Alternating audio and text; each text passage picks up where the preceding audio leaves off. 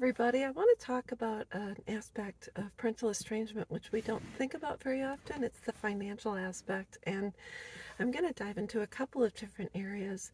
I think for those of us who got divorced, a lot of us confided in our children about various things, including our finances, which meant how much, because sometimes we were struggling, so you'd have to say, well, we only have so much money in the bank and this and that. And so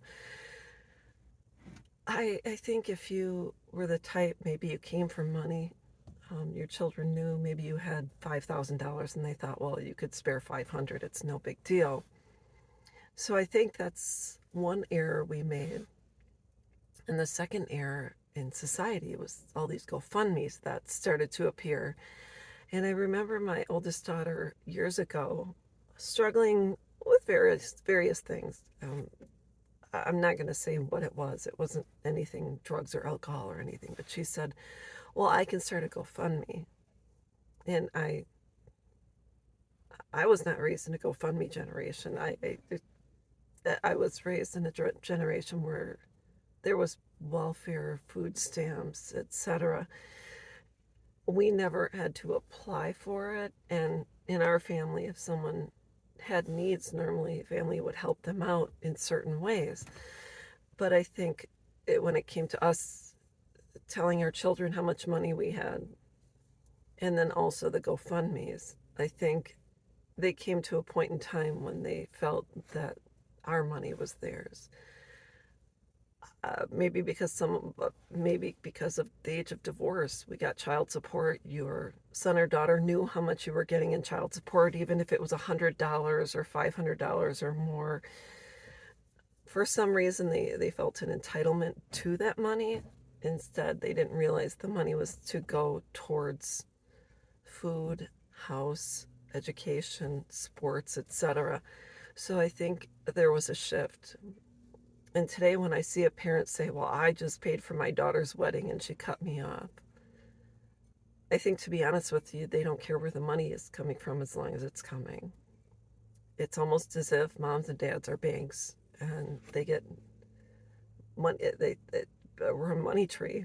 Banks are money trees where just money grows on trees, and they can hand out and say, hey, I need $5, $10, $1,000. I expect you to pay for my wedding because I'm your only daughter.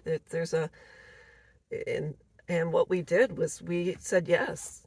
We didn't want them to hurt. We didn't want them to suffer. We didn't want them to go without. So we said yes.